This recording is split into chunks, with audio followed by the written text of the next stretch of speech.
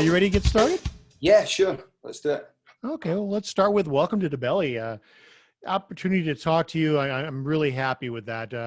For everybody at home, this is David Barr. He's from the Moon Kids, and they got a new record coming out called Ride with Hurricanes, and we're eager to hear all about it.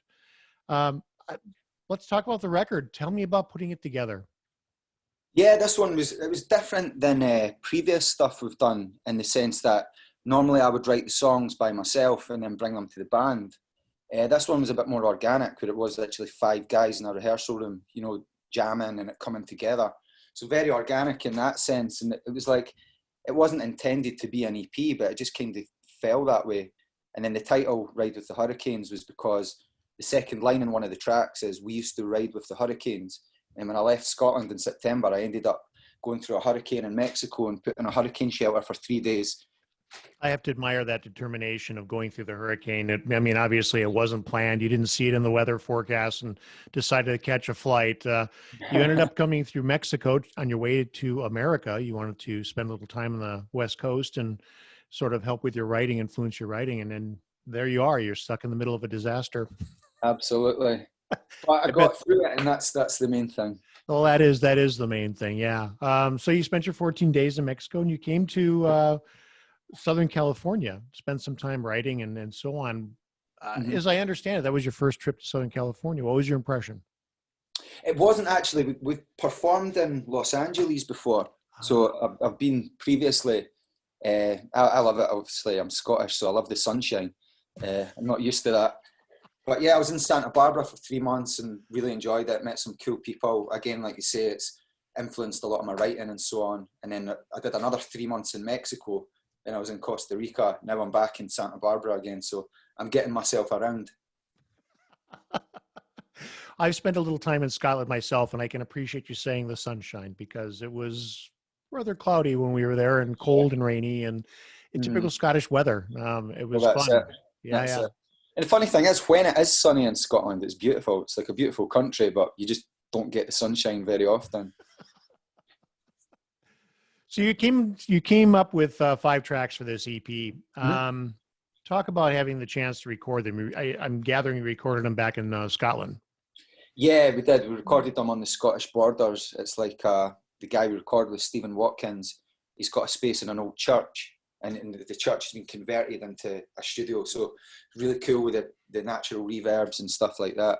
And like I say, it didn't take a lot of time to come together. It was literally just what you hear on record is pretty much what it is live. There wasn't like a whole lot of like time spent on overdubs and adding bits of instruments that we can't play live. It's just a 4-piece band rocking out, basically.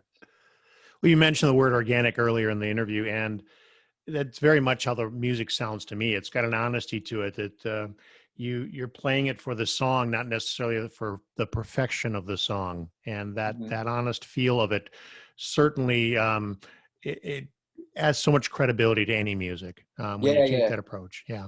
For sure, especially nowadays where it's like so much music's just made on people's computers in their bedrooms and stuff like that.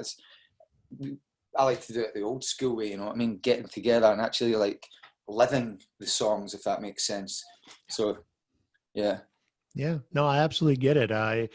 If you're in a studio and you're spending several $100s an hour, obviously you're not going to spend 500 hours on working on a single song. It becomes very prohibitive.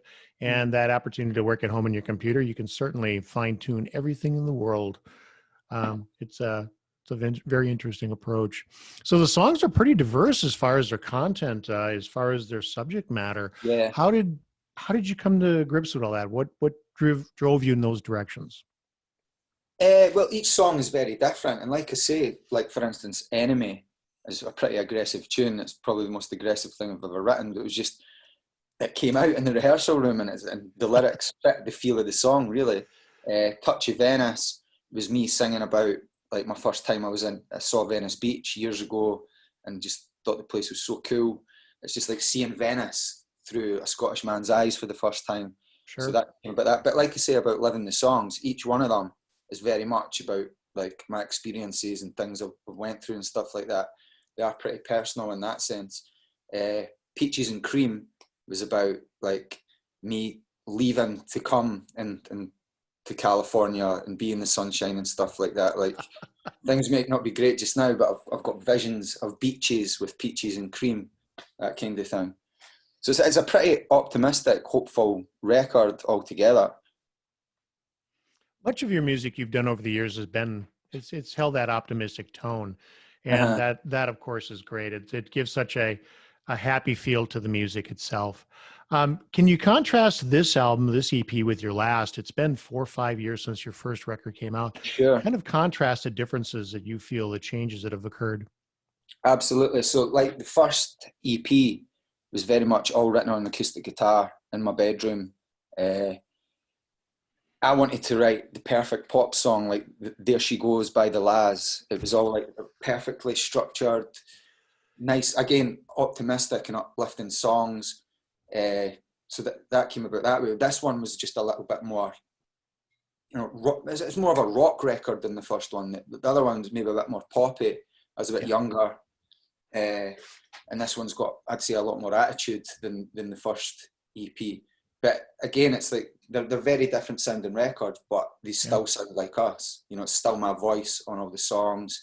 They're all optimistic, hopeful. They've got a bit of edge to them. So yeah, I think it's obviously I'm older now, more life experience, and I think I've grown as a songwriter as well. So it can only get better.